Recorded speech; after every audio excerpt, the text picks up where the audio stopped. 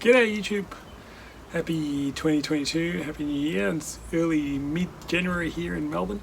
I've been missing in action obviously. If you've been following my channel for a while now, for the last 3 or 4 weeks, been pretty hectic in Melbourne here, just Christmas time and New Year time. But I'm slowly getting back into my trees. With it being summer here in Melbourne, to be honest, there's not a massive amount you can do other than make sure you well water your trees. So it's been pretty warm here in Melbourne. We've had consecutive 30+ degree days, so for quite a while. So it's been pretty hot. But just keeping the water up to the trees is the most important thing really at this time of year. But I thought I'd kick off this year with a very simple video that I see a lot in terms of new people to bonsai. And when they bring in trees like these Japanese maples here, bringing these type of trees and they don't know what to do with them, and maybe they can do something in their backyards with these kind of trees to get them going in the right direction. The material is quite interesting. It's youngish, it's nice. They're just Japanese maples. This one's pretty tall. It's got a few branches here and there. But one of the one I want to focus on first, I should put it first, is this one. Now I'll zoom in so I can show you what I sometimes see with these trees. I'll try and get it out of the way. Hopefully you guys can see that. I'll just zoom in and bring the camera closer. So what I see a lot, I mean, the bar is okay, it's still developing, not much to show there.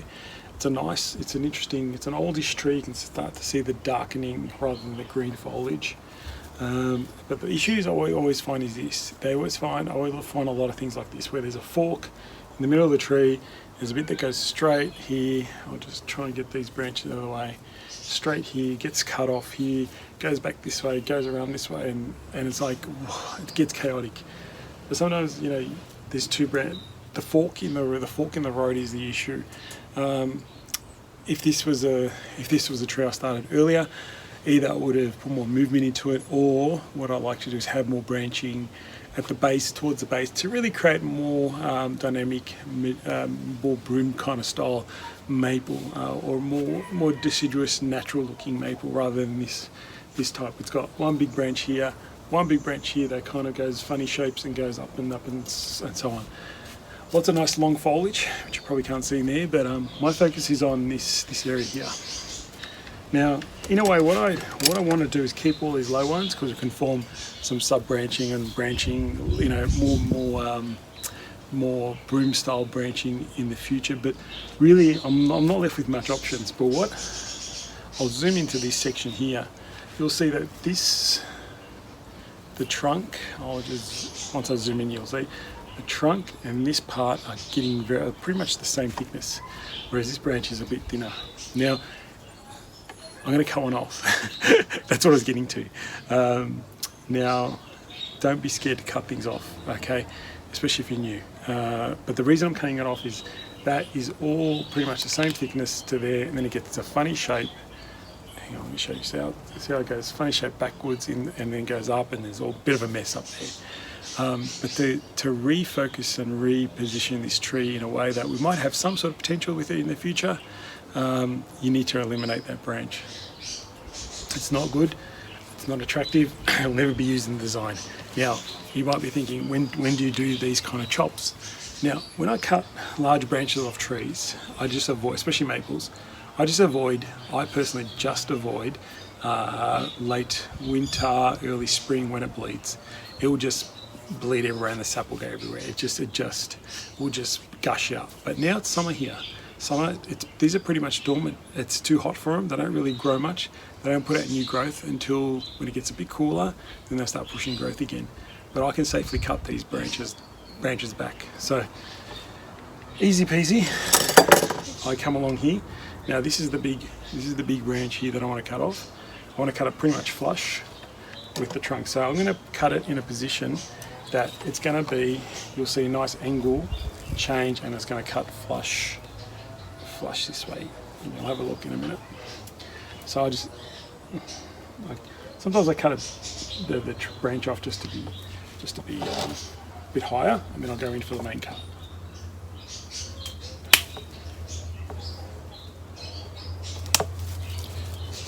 So, eliminated a large section. So I've got this bit of a stub here that I'll clean up. So it's a little stub right now.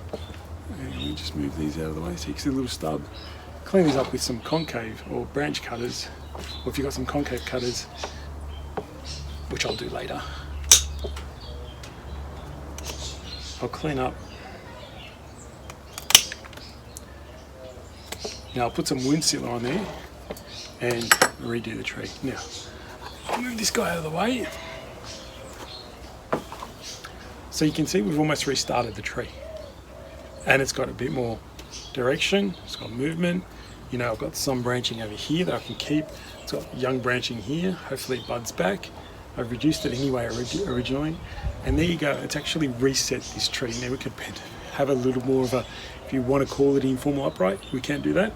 But if you tilt the tree a bit more this way, you see that the apex now is kind of in the middle. We just want the branching to come along everywhere now and really start to form a more broom, natural, deciduous looking tree. So very simple, don't be scared to cut things off. This won't bleed, this won't do anything. It's, remember, summer is dormant here in Melbourne. It's too hot for them to grow. They don't really push much growth. If they do, it's a very small amount, so you can do that work. Now I'll just put wound sealer on there and we'll leave it at that. And now let's have a look at the other tree. So just very simply, wound sealer, you can use whatever you've got.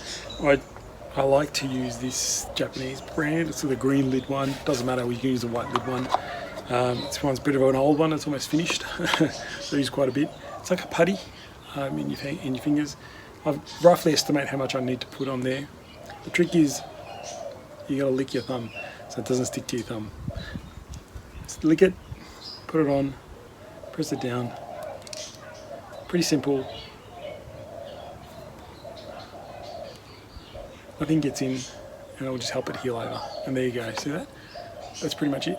This is a bit more of an interesting tree. This is more of a, I like to think of it as more of a natural maple deciduous tree, how they really will grow.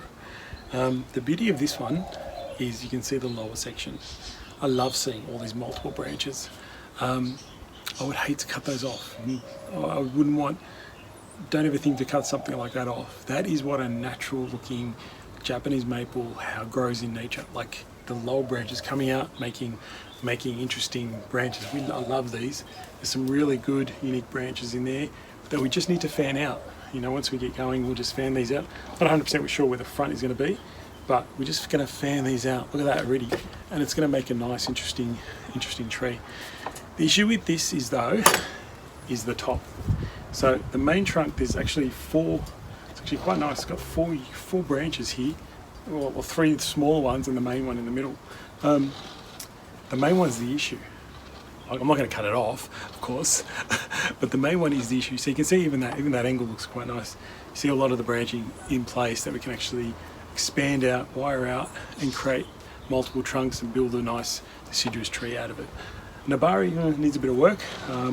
Unfortunately, it's got a big root there. You can see that in the picture, and I haven't really explored it further down, which I'll have to come winter time. I'll have another look at it. I'm not too fussed about that just yet. I'm more interested in the top half. One really interesting option is you could aerlayer right there, but that's for future thinking, future thoughts. I'm not a huge, maples air layering, not 100% success rate on maple air layering, so I'm a bit more reluctant to do that. But my issue is up towards the top, and I want to try and show you what's happened. So this tree, apart from those nice lower branches, doesn't have much branching. Doesn't have much branching at all in here. It's got small stuff, which is fine. It's interesting. There's no any substantial branching in here. The problem lies up in here. Can we see that? I'll just zoom into this section. So my issue's in here, and you can probably just make out there's almost two very fat branches.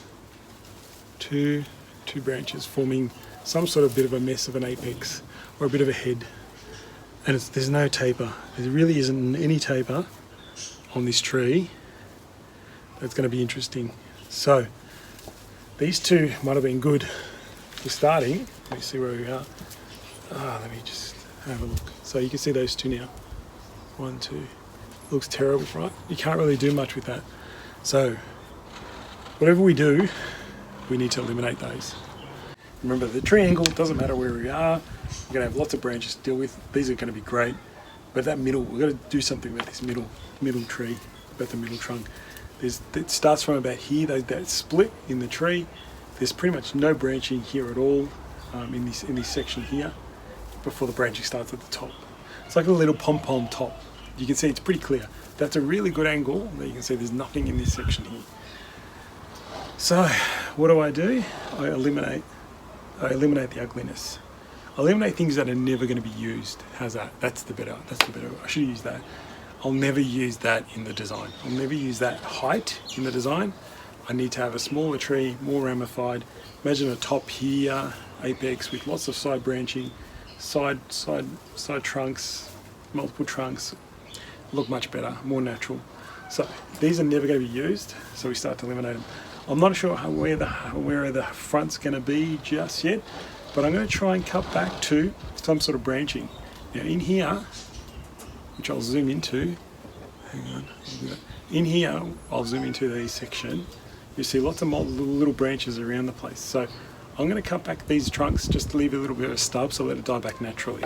Okay, so I'll just come in and go snap, snap. Okay. Again, could possibly air layer, but I'll probably just chuck them in somewhere to see if they can get cuttings. You can probably see here very clear, no growth at all.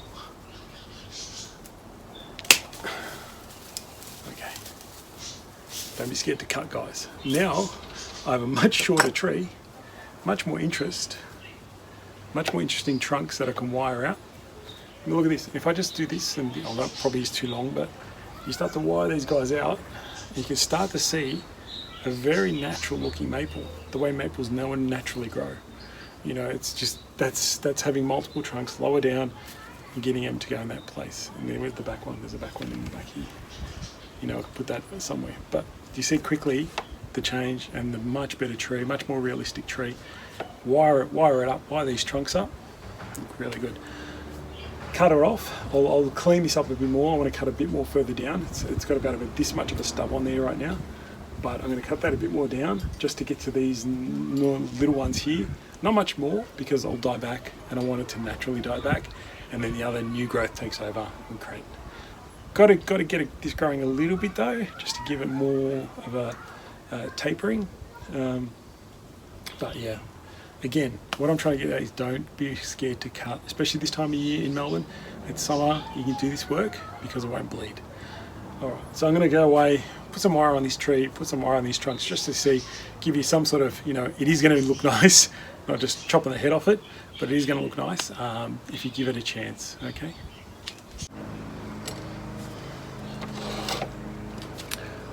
Alright, so you can see the three trunks that I was talking about getting wired. Reduced a lot of the foliage. It just needs to fill out a lot more, but you can see the natural, this side especially is doing really well. It's got a natural flow, natural trunks. You can see the one in there just behind, so in the back area. This is the main trunk that needs to have back budding. Would have to have some back budding happening, and maybe I would love another trunk here, but we'll just have to develop this guy into a better tree, a better branch, and so on.